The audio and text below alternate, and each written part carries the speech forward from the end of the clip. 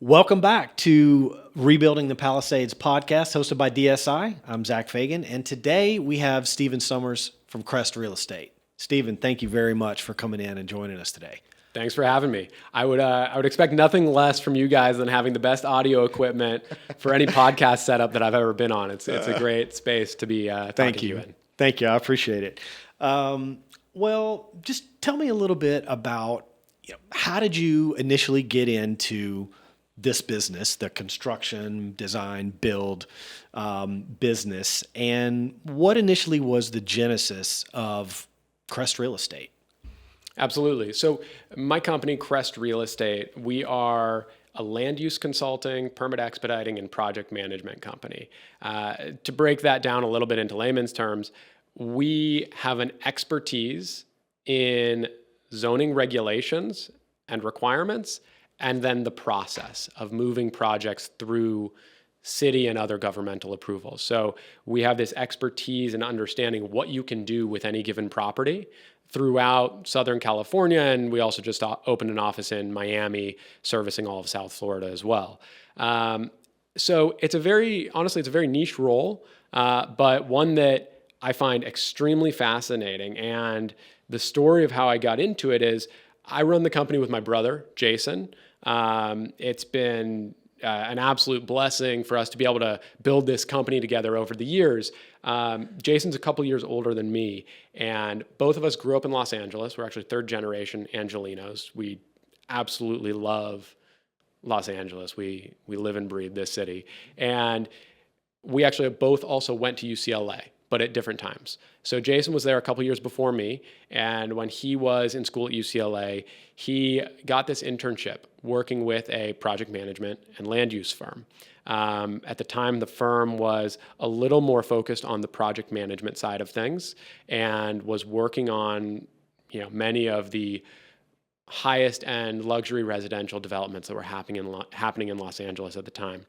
But they were also handling permitting and land use. And Jason got involved and immediately realized that it was something that he was really interested in, this intersection between design and architecture and analytical interpretation of the codes. Mm-hmm. So he started working with that company. And then when I was at UCLA, I was planning on going to law school. I had actually taken the LSAT when I was in school. I had put in my applications. I had actually accepted an offer to go to law school after graduating. I was going to move to New York for law school.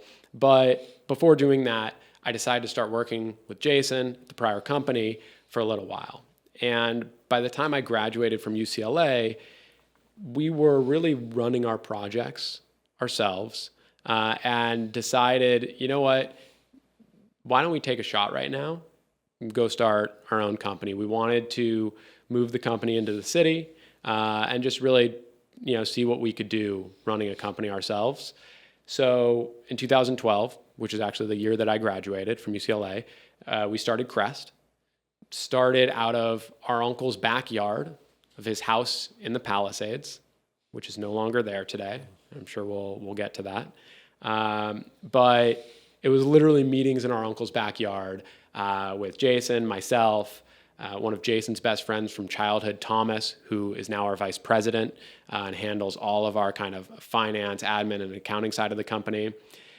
And from there, we just worked project after project to grow the company really through hustle and hard work. We were the people that were up every single night working until midnight or later, trying to, get reports to real estate agents on crazy deadlines to help them get information for their clients to close deals on time, and just really going that extra mile. And in doing so, we're able to get that snowball rolling downhill and created some momentum to the point where after I had deferred from law school for the first year, I decided, okay, I'm going to defer again. We're now at 5 people. I deferred one more year. We were at 8 people. And at that point, I was like, maybe I don't need to go to law school. Sure. And really what we do is this perfect blend of legal analysis of the codes and regulations, which is something that I actually love. I really enjoy diving deep into the written word and how arguments can be structured, and figuring out, ways to use the code to benefit our projects. Combining that with design and kind of the physical manifestation of your work, where we get to see these buildings actually get built, is a really exciting way to spend every day. And, from there, we've just been able to build out the company really successfully. Wow, that's a great story. Did your brother also study law in school? He was a political science major. He was also interested in going to law school. So we had a very similar path in a lot of ways, and are just fortunate that, those paths ended up meeting where we can work together. I mean, thinking about it, if one of us went to a different school, if I went up north to go to Berkeley, or he went to any other school for college, this outcome wouldn't have happened. Right. But fortunately, we both stayed in Los Angeles. We were able to kind of build out a career here together, and it's been great. Oh, that's awesome. So in your work, you emphasize developing, thoughtful strategies focused on efficient processing, risk management, and the realization of client objectives. How did those guiding principles develop for you, right? Like when you first started, you didn't have guiding principles necessarily. You were just getting going. How did those principles come to be? Sure. I mean, look, the North Star, and this is a little bit cheesy, but the North Star is the golden rule, right? It's do unto others as you'd want them to do to yourself. And I think building out from there, that's just something that I've had ingrained in me for a long time. And building out from there, it's when I'm working on any individual project, I care really, really deeply about the outcome on that project. I mean, to an extent that may or may not always be healthy how much I care about each individual project, especially now where we've got 500 of them. I can relate. Yeah, exactly. I mean, look, as I think any business owner, of a small and thriving business can understand that, I think you get into running your own business because you have that care and because clients can tell that you have that care. And then that's how you stay successful. That's how you continue to do a good job for your clients. Because at some point, look, when you're first starting out a company, you absolutely have to maintain that. But theoretically, at some point, you could start to coast on a name brand that's been developed. But for me, there would just be no point in doing the job if I wasn't constantly trying to get the absolute best possible outcome. And so when we were doing the work initially, I would just dive really deeply into the code. And I think, putting together these thoughtfully crafted arguments and then seeing it convince the city, it gives me a good sense of accomplishment. Sure. Right. And it is fun in in an interesting way to test your mind in that sense and be sitting across from someone who perhaps is taking a different position on an issue, and to be extraordinarily polite and respectful of their position, but convince them of why it's not the right outcome, and how can you get someone off of that position to see things in your way, is something that I think we enjoy working on and working through. But I do think that it all comes back to to your question of how did we land on those guidelines. I think it just comes back to that we want to do right by our clients. Sure. And the way to do that is to dive deep. Yeah, it's really interesting. I didn't realize the extent to which Crest really gets into the wording and the legal, ramifications of a given line of building code, and really works to build an argument, much like a lawyer would build in, a courtroom environment, right? To pitch his or her case to the judge. In this case, it's the city, right? That you're trying to say, well, I interpret the code to mean this, and presenting an argument to convince them. That's right. That's maybe some in our audience don't realize that that's necessarily the case. There's a lot more to what you do than just, quote unquote, obtaining the permit. Well, historically, that's what the role was, right? The role of an expediter, and this is why, like, when I gave the introduction of what Crest does, the first thing that I always say is land use consulting. The land use consultants and permit expediters. And I say it that way because we lead through the expertise in the land use and the regulations. That's how we get things done more quickly. That's how we expedite. Historically, I think the role of the expediter was more focused on who do you know at the city, right, and picking up a set of plans from an architect and then taking it to the city and just trying to kind of force it through and, being efficient in terms of drop-off times and things like that, which we do all of that, but we've just found over the years that really the best way to get a project permitted faster is to do all of the proper due diligence before it ever hits the desk at the city. Yeah. And so we've had this kind of unique approach, which is, somewhere it blends the skills of an attorney and an architect, where we are understanding the plans and the kind of three-dimensional nature of these buildings, but also understanding the regulations. And I think that's helped to set us apart. And it's something that we've then imparted on everyone that works on our team, where, when they'll come from a different office, the first thing we do is say, hey, here are the key code sections you need to really study. Here are our due diligence reports that you need to study. The zoning manual, these things where you can get up to speed on the underlying regulations.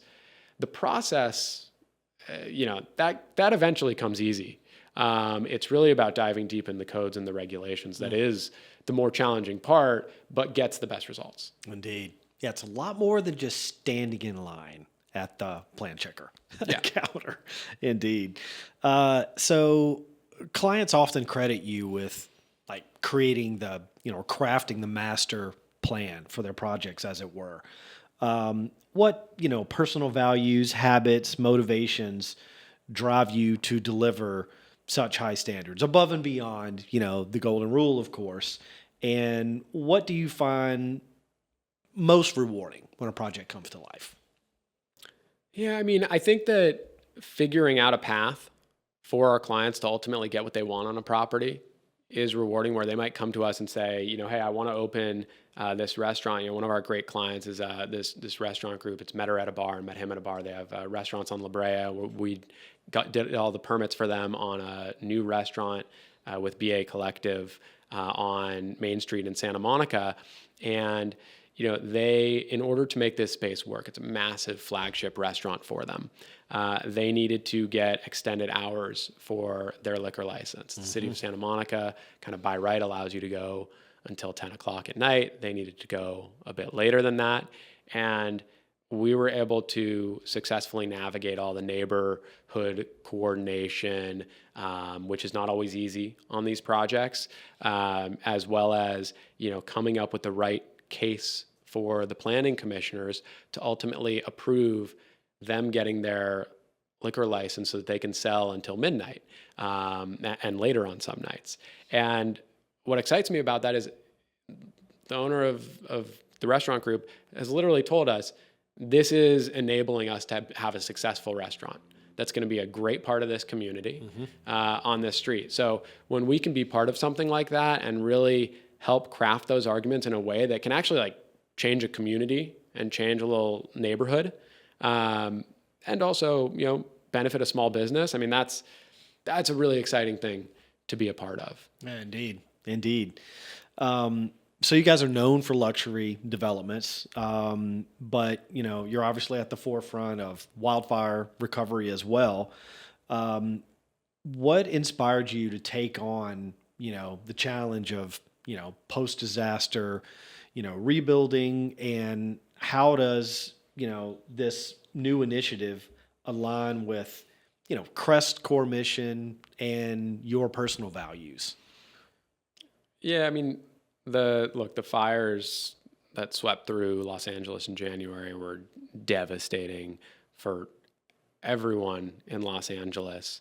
And, we, as I mentioned at the beginning, I'm a third generation Angelino. I care really deeply about this city.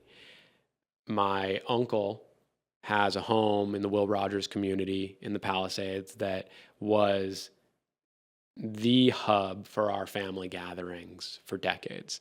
We'd have Thanksgivings there, there was a wedding there. I mean, all sorts of important dinners and gatherings and events at this home. And it was lost in the fires. I have so many friends that lost homes in the fires, these close friends who, I grew up with that bought a house in the Palisades. They had just completed remodeling it and moved in 3 weeks before. My friend was, I think, 8 months pregnant at the time, about to, have her child, and their house burned in the fires. They had to, all of a sudden, weeks before having their baby, move out of this house that they just remodeled. And these stories start to come out, and it just becomes clear how significant the impact is, both at a broader sense, but also on the individual sense, and on an individual level. And, I just felt at the time, I was talking to all these friends around the city who were like, man, I wish I could do something to help. And, we happen to be in this business where we actually can help. When people were like, I lost my house, what do I do? I actually can help guide them a little bit. Because it's what I do on my everyday job before the fires, is I help people at the outset of a construction project, of deciding which architect they want to use, how many square feet they want to build for their project, what can they build. This is what we do every day. And so there was a realization very quickly that I think we were in a unique position to be able to help. And we wanted to help. I love the work that I do. The people at our company, I think, tend to really love the work that we do. But there's never been a greater sense of mission than there is now. Indeed. And that, by the way, is spread throughout the real estate community, which I think when we start talking about case study 2.0, we can get to. But there is this sense of collective mission. And so for us, we wanted to immediately jump into the fray, and we've done it in a couple of ways.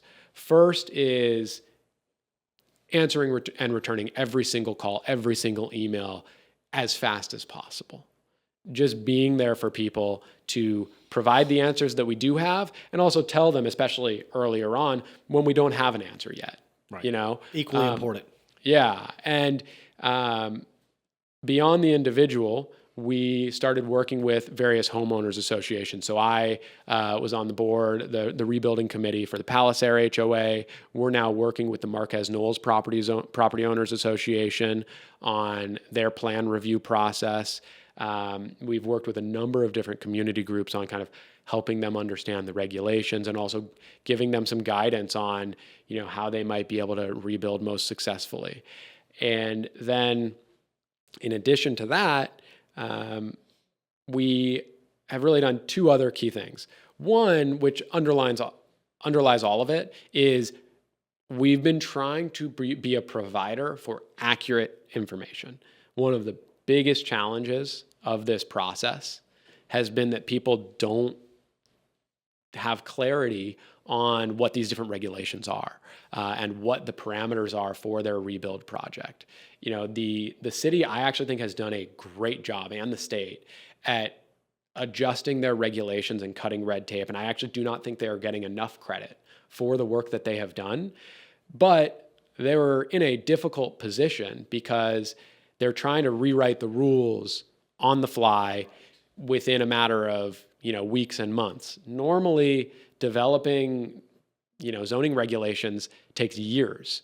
And, I get it. That can seem overly complex, and maybe that's too much time in a lot of instances. But the reality is there are a lot of stakeholders in these things, and different city departments and agencies that overview these projects. And they have done a really good job at trimming the fat and creating a streamlined path. But where I don't think they've done quite as good of a job is the communication of it and of these regulations. And so we have tried to take on this role of being a medium for good information, for accurate information.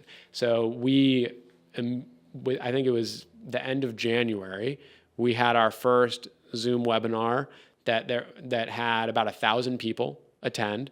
You can find it up on YouTube. It's under the Crest Real Estate YouTube account now.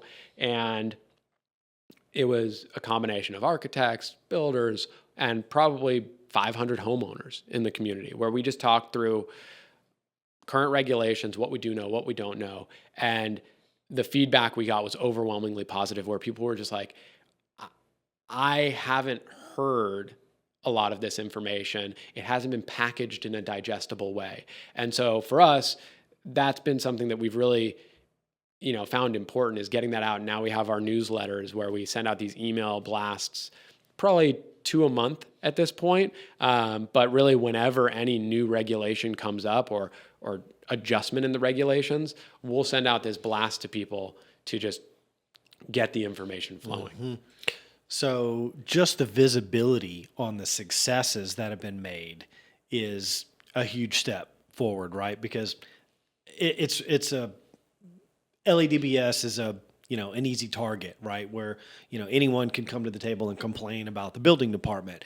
But on the other side of that coin, if there's measurable progress being made and it's not being publicized, or it's not being, presented, as you mentioned, in a digestible, kind of format, then how would anyone know? Right. I had an instructor years ago in school that made a comment one time that I'll never, ever forget. He said, "How would you know if nobody told you?"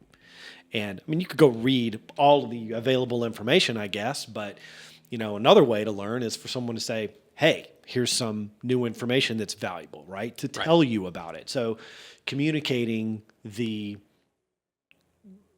advances, as it were, in trimming the fat, et cetera. Yeah, I mean, look, so before the fires, a typical single family home in the Alphabet Streets, in the flats of the Palisades, was taking 6 to 7 months to permit.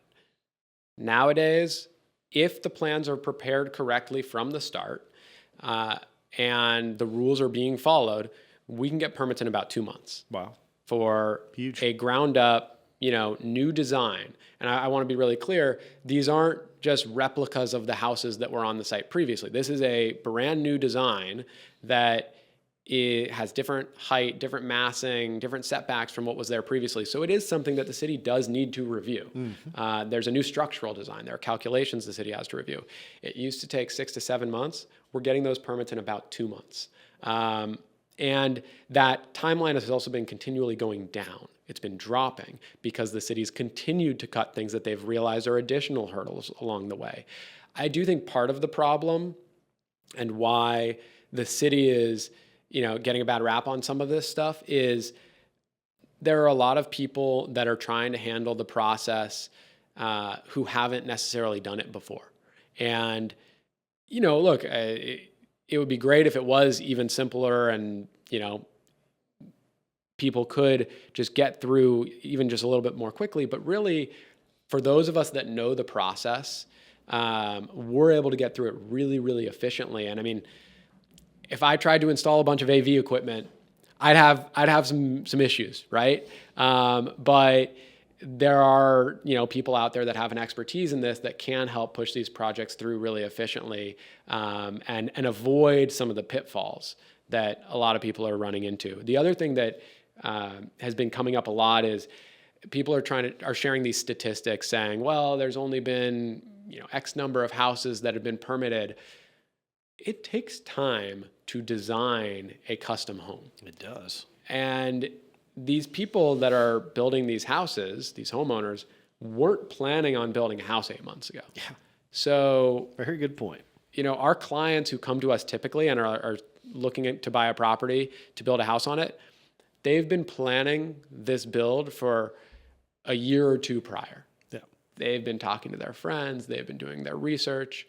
We have this unique population that we're dealing with now, many of whom have never built a house in the past, and many of whom never wanted to build a house. But now they're thrust into this situation. And so the first several months were just, okay, I need to first I need to figure out where I'm going to live. I need to figure out where my kids are going to go to school. I need to pick up the pieces of my daily life. And then, March, April, May, I need to figure out, what does it look like to build a house? How much does that cost? Who do I need to talk to? And so the majority of people, haven't even submitted their plans to the city yet, because going through this process of designing a set takes, a good 4 to 6 months with an architect. Yep. Never mind, all of those architects are extremely busy at this point, assembling a team, et cetera. Yeah, I know it's a huge lift. I mean, the architect community, I have to say, I'm very impressed with, these firms that we work with, a lot of whom are, anywhere from 10 to 50 person firms who have just taken on a flood of new projects and are delivering on them. They're hitting deadlines. They are churning out nice sets of plans, beautiful designs. When, it's not as if they had time to staff up for this. It's been very impressive to see people from all around the professional community kind of dive in. Yeah, I'd agree with 100%. So for anyone that's unfamiliar, if there's anyone out there who's unfamiliar with Case Study 2.0, tell me a little bit about what's it all about, who's involved, et cetera. Absolutely. As I mentioned, after the fires, my brother and I, people at our company, we were sitting around thinking about what can we do to help. And there was the work with the individuals, the community groups, but we also wanted to help out more broadly and try to reach more people. And ultimately, what we realized is we are part of a community of professionals that we are really fortunate to sort of be a hub at the center of, who are world-class architects and designers that we have the privilege of working with every day. And we also are in a city and in Southern California where there's this really unique history of the case study houses, the case study program, which was a program that was founded in 1945 as a response to the urgent need for post-war housing. These soldiers were coming back from World War II with their families, and there were thousands of homes that needed to be built. And this select group of architects here in Southern California, led by Arts and Architecture Magazine and a number of other talented professionals, came up with this idea of the case study houses, where they weren't trying to build thousands of houses, but they wanted to design a handful of client-specific homes that were innovative in their construction methods and their embrace of indoor-outdoor lifestyles, as well as contemporary design styles, now commonly referred to as mid-century modern design. And they wanted those individual homes to influence broader trends of construction and to be sort of adoptable for the masses. It was a test kit, They wanted to run some experiments with these houses. They were wildly successful in terms of the aesthetic characteristics of these homes. I mean, these homes are truly, truly iconic. The Stahl House, the Eames Residence in the Palisades, and many, many others are houses that are recognized worldwide, by lovers of architecture and just everyday people. And so that they absolutely achieved on one side of what they were going for. But I will say that I don't think that their homes, these ended up being elite houses that were fairly expensive to build and, didn't necessarily become so widely adoptable. And so here we are at this situation in Southern California, in Los Angeles, where we're faced with a problem where we urgently need thousands of units of housing. In some ways, there's a similarity there that we saw to the post-war need. And we're also working with all of these incredibly talented architects who are really designing many of the great houses being built today. Those houses are being built in Los Angeles.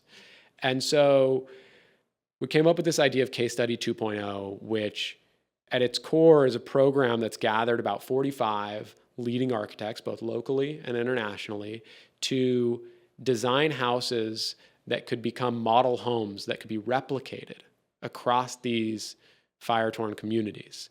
And those model homes need to be, one, first and foremost, they needed to be economical. So that was, if we deem that kind of the one lagging component of the original program, we felt that Case Study 2.0 needed to surge to the fore in terms of making homes that could be built more affordably than your typical custom one-off house. And I'll talk about how we have achieved that in a moment, but the other elements that we made necessary are fire resilience, of course. These homes are all designed to upgraded fire resilience standards. And then it was also a necessity, and this ties into the affordability, that each of these houses be able to be adopted as a standard plan that can then be replicated. Because the reality is when you're building a custom one-off house, I mean, you know this with all of these incredible homes that you guys get to work on, when you're doing a custom one-off house, every single detail is new. And so the amount of coordination between the consultants and the contractor every single day on a job site that has to happen can create something spectacular, but it's costly and it takes time. So we felt like by getting these world-class architects involved, we had no concern that the designs were going to be beautiful, right? I didn't mention beauty because with these architects, It's a given. It's a given. 100%. Exactly. But we had these architects kind of reframe their thinking about smart structural systems, using glazing where there was a real punch, a real benefit, but not excessively, because these door and window systems are expensive. Material finishes, applying them thoughtfully, but not everywhere. And, through doing that, and then through having contractors, people like Mauricio Oberfeld, who I know was on at, one of your earlier podcasts, who's been a great partner in the program from the start, having contractors like Mauricio be able to build the same house 5, 6, 7, or 8 times throughout a community, that's going to cut their construction costs by 15, 20%. They're going to be able to go faster. They're going to be able to spread their staff over more projects, which I think is something that people don't fully realize is a pretty major construction cost is your site supervision and oversight, just the staffing from the contractor, not the materials necessarily, or even the subs. So by cutting down those costs and also having increased bargaining power with subs, there are ways to really, really cut down on construction cost overall. Additionally, we had thought about this up front, but really it started to become more of a success as we hit the phones and started making calls. We've been in touch with a lot of different material suppliers, companies like Fleetwood and Western Doors and Windows that have agreed to provide door and window systems for these houses at massive discounts. I mean, 15 to 30% below their typical builder discounts. Eco Outdoor has been a tremendous partner of ours, and they're providing, all of their different materials, bricks and flooring and other, exterior and interior finishes, similarly for, 15 to 30% below what their typical discounted rates would be. Seeing how many people just immediately have wanted to jump in on this and be a part of it has been pretty incredible to see. And that's obviously extended to the architects as well. I mean, when we first had the idea, we're like, look, this is a great idea. We definitely had confidence that it could be successful. We also wanted to just get started before all the details were ironed out. Sometimes you can get bogged down in needing something to be perfect before you get started. Right. And let the perfect be the enemy of the good. Right? Yeah. And understood. Every day people in the Palisades and in Altadena are making decisions about their rebuild. And we just felt, look, we need to get this train moving to provide as much benefit to as many people as possible. And so when we initially reached out to these architects, we had to tell them, look, in late January, early February, we haven't figured out everything yet. Here's the framework of the idea. This is the vision. We'd love for you to be a part of it, but you are taking a bit of a leap of faith. And everyone we spoke with immediately was like, We want to be involved. We are going to commit our staff, our resources to the project. To your point earlier of how busy these firms are, they dedicated teams to working on these designs, which you can now see on the casestudy2.com website. And they're incredible designs that these firms have come up with whole brochures talking about them. So it's been a great project to be involved in and to kind of see all of these different companies, different groups of professionals come in and put their stamp on the initiative. And now we're in this phase of getting it out to the community. We had an incredibly successful launch event, which you guys were part of. And there are now several homeowners who have signed up with specific architects to start, moving forward and building some of these houses. And many dozens of others are in discussions with architects and are, working through that process. That's great. That's great. It's really good to hear that all the time and effort that the various stakeholders have put in is coming to fruition now. There's folks out there taking advantage of it. A thought that came to mind when you mentioned, a builder being able to build the same floor plan over and over again. That first trip down the mountain bike path, it's not the fastest run, right? You go the second time, maybe you're a little faster. The third, the fourth, by the time you get to 7 or 8, you're ripping it through that course, right? That's kind of where we're at here. I really hope that, we're not going to end up with a scenario in the Palisades where we've got a bunch of houses that look identical. No one's going to allow that to happen. I think that's kind of obvious after all the interviews that we've done. No one's going to let that happen, right? But being able to duplicate that floor plan in different parts of a community, they're going to look different. The greenery, the trees, the shrubs, the landscaping, the finishes, the color, etc. They're going to look different. They're all going to look awesome. And, we've got a really unique opportunity here to maybe do something that hasn't been done before. I hate to use the word unprecedented because it's super overused, but it's definitely a unique opportunity that we all have, and we're stoked to be a part of it as well. I mean, and to your point about these communities aren't going to look cookie cutter at the end of the day. There's a couple things I should note. One, we have some guardrails around that in the program where the same house is not allowed to be used on neighboring parcels. And we also are limiting to no more than 2 of a specific design on one block within the community. But then, there are the changes in finishes and landscaping, which you mentioned. That alone is going to make a huge difference. If you actually look at these communities historically, there was replication of plans and designs throughout all of these types of communities historically. That's commonplace. That's how these places got developed originally. And it's a lot of those, frankly, older homes that did have some replicated designs that actually are considered to really contribute to the character that was lost in these communities. So I definitely think there is a way to have some replication without it feeling cookie cutter. And, really what we're solving for here is typically in this process, you're choosing between 2 options. On one end of the spectrum, you've got your custom one-off single-family homes, which is an incredible option if you have both the time and the money to go through that process.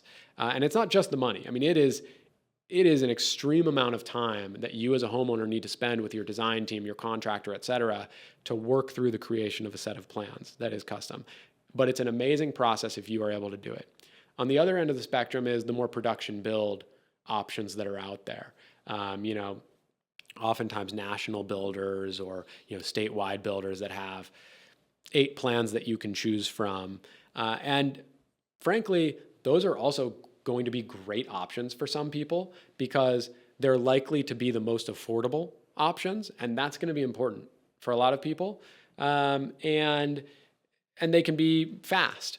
We're trying to create this middle path for people that can create the excitement and the aesthetic beauty of the custom one-off houses, but gain some of the efficiencies that those production builders benefit from that enable them to build so much less expensively. These houses aren't going to be, as inexpensive as that nationwide production builder, but they're going to be significantly less expensive than your custom one-off house. So it's trying to kind of provide this middle option for people where they can then move forward with a build and feel a sense of pride and excitement about the house that they're working on. For sure. For sure.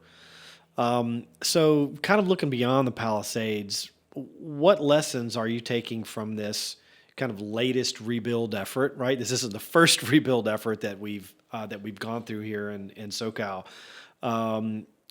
What lessons do you think could influence how we approach, architecture, resilience, community building, et cetera, in the future? I mean, it's a great question because I think a lot of people are so laser focused right now on the problem at hand and just getting these communities rebuilt. But we have to learn from this. The conditions in the Palisades, Malibu, and Altadena are not unique exclusively to those neighborhoods. There's plenty of other hillside communities in Los Angeles and throughout California and elsewhere that throughout the West. Yeah, throughout the West, and other countries too. We've been working with a lot of partners from Australia throughout these case study 2.0 efforts, and it's reminded me that they've had their own devastating wildfires out there. I mean, this is becoming a bit of a reality of the world we live in, and we have to be taking lessons and applying those lessons. The number one thing for me is I believe there was a huge missed opportunity on the part of government, insurance companies, and also individual homeowners to retrofit existing houses. New houses that are built in these areas are actually built to a pretty high degree of fire resilience. The very high fire hazard severity zone requirements, which is this list of 20 requirements that apply if you're in these more sensitive areas that are more prone to fire risk than others. They result in some pretty resilient homes, and actually a lot of houses that were more recently built, like in the Palisades, survived when their neighbors didn't, because they didn't have things like they were more recently built houses that didn't have things like exposed vents into their attics that an ember could get into. That's a big one. Or, flammable plant materials in their yard, flammable fencing, other, wood finishes that have been dried out over years and were just, ready to go up in flames. And a lot of these things are actually not that expensive to fix on existing houses, but there was no mandatory imperative that was provided to people in the community to say, hey, you know what, you have to spend $500 and put vent covers on the vents into your attics that will prevent embers from getting in. You have to, you've got a 5-year window to do it, but you have to replace the landscaping on your property with fire resilient or fire resistant species. Not that you can't have any landscaping. I mean, you can have a beautiful landscape property that is fire resistant. I think there is this misnomer that to be fire resistant, you just need to have gravel everywhere and some cacti. Yeah. It's not the case. And so that to me is actually the number one thing is, and it does have to come from the top down, honestly, because doing it in a patchwork way where it's just up to the individuals, that doesn't save a community in a situation like this. And so I think there does need to be a determination that a certain set of standards have to be enforced for retrofit on these existing properties. And maybe there's a tax credit, right? So if you're going to spend $5,000 hardening your home, or $20,000 or whatever the number is, you get a tax credit that can benefit you over years. I mean, the government's spending billions and billions of dollars on the rebuild effort in these areas. And I think our tax dollars would be better spent up front, where we would end up spending less money and we would save a lot of people from a lot of devastation. Yeah. Same with the insurance companies. They're spending also many billions of dollars. Yeah, I mean, it is shocking to me that they didn't require things like these vent covers from the get-go. they're like, when you get your insurance inspection, you have to have, your water heaters like bolted down. There's all sorts of requirements that they will come in and enforce. Right. Why are they not enforcing some of these other fire resilience measures? It seems like it was a huge missed opportunity. And to your point, this wasn't the first time. So I'm definitely not sitting here saying this was all preventable. I don't think anyone frankly knows whether or not that's the case. It did seem like a somewhat unprecedented, series of wins and all of that. Yeah. But what I do feel confident about is that the extent of the damage could have been mitigated if certain things were done in advance. And so, look, we can look back and be upset that things didn't happen in the past. And certainly there's a lot of people that have a lot of right to that. But to me, what does matter now is, okay, now let's learn the lesson, to the point of your question, and let's implement it across these communities statewide. Yeah, 100%. That's all of the questions I had prepared for you. Is there any other specific comment that you wanted to make in the whole grand context of the conversation? Anything else you want to plug, or any final closing remarks? Sure. Well, first of all, thank you for having me on. It's been a great conversation. You're welcome. Always happy to, take a moment to kind of sit down and talk through these things. Look, I think the thing that I'd want to mention at the end here is just that I am feeling very optimistic about the resilience and the future of these communities that were affected by the fires. We have over 100 clients who we are working on fire rebuilds with currently. And I've spoken to so many people who are completely gung-ho about rebuilding, especially in the Palisades, where we have, a higher concentration of projects, where there's this sense of pride in the community that they're rebuilding.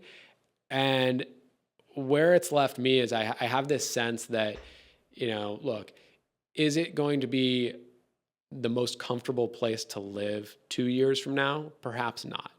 But 5 years from now, 8 years from now, I think that the homes are going to be incredible.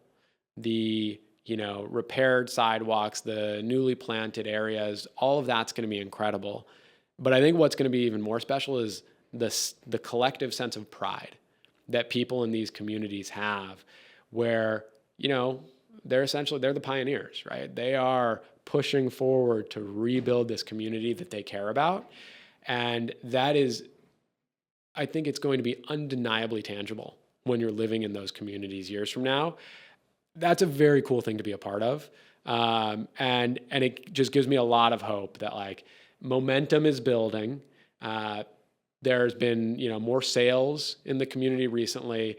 And I think we are in the midst of a very long process, but headed in the right direction. That's great. I mean, I really appreciate the sense of hope, positivity, just an upbeat end to the series, to the extent that, we've had to cover a lot of difficult topics, and there's a lot of negativity associated with, what happened. I'll never forget what I was doing when I saw what was happening on television. I couldn't believe it with my own eyeballs when I looked over the hill and saw it, and then looked the other direction to see Altadena on fire as well. It was just shocking. And it was, it's just ingrained in all of us. And while it's going to take a while for everyone to kind of, make it a memory, and as time goes by, it'll be a more and more distant memory, it does feel good to, to hear some positive, feedback. And I'm looking forward to hearing some more stories from individuals and stakeholders involved. And, we're going to revisit the series again in, another year or so, and we'll get some more Excellent. feedback then. And, love to have you back on and have some, maybe we can have more, more fun and have some more laughs on the next round. A year from now, I mean, there's going to be so much construction happening. I think we're going to be we might be sitting in the same place physically, but we will be sitting in a completely different place in terms of the rebuild. So it would be great to revisit the conversation. That's fantastic. Well, we'll look forward to having you back. And Stephen, again, thank you very much for coming in. And that's a wrap on this episode. Thanks for having me.